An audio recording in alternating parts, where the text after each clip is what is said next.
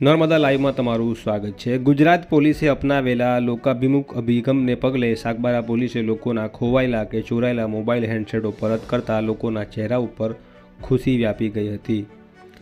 Police નિરીક્ષક વડોદરા અને નર્મદા જિલ્લા પોલીસ વડા વિશાખા ડબરાલ નાઓની સૂચના આધારે ઇન્ચાર્જ ડીવાયએસપી વિરલ ચંદન અને સાગબારાના ઇન્ચાર્જ પોલીસ ઇન્સ્પેક્ટર સીડી પટેલે આપેલી સૂચના મુજબ સાગબારા પોલીસના સર્વેલન્સ સ્ક્વોડ દ્વારા CIER પોર્ટલ અને બાતમીદારોના નેટવર્કની મદદથી વર્ષ 2025માં ગુમ થયેલા અલગ અલગ અરજદારોના 15 જેટલા મોબાઈલ ફોનો જેની બજાર કિંમત આશરે રૂપિયા 2,40,000 કરતાં વધુ હતી। આ તમામ મુદ્દામાલ તેરા તુજકો અર્પણ નામના કાર્યક્રમને આયોજન કરી આ અરજદારોને તેમના મોબાઈલ પરત આપવામાં આવ્યા હતા અને તેરા તુજકો અર્પણ નામના સૂત્રને સાર્થક કર્યો હતો। સામાન્ય રીતે જ્યારે કોઈનો મોબાઈલ ખોવાઈ જાય કે ચોરાઈ જાય તો તે મોબાઈલ હવે પરત મળશે નહીં એમ સમજી લોકો આશા ગુમાવી દેતા હોય છે।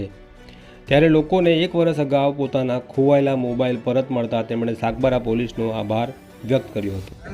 વિશાલકુમાર શંકરભાઈ, ગામ નાના કાકડી આંબા, અને મારું મોબાઈલ ખોવાઈ ગયેલું 1 વર્ષ પહેલાં આજે મળી ગયો છે।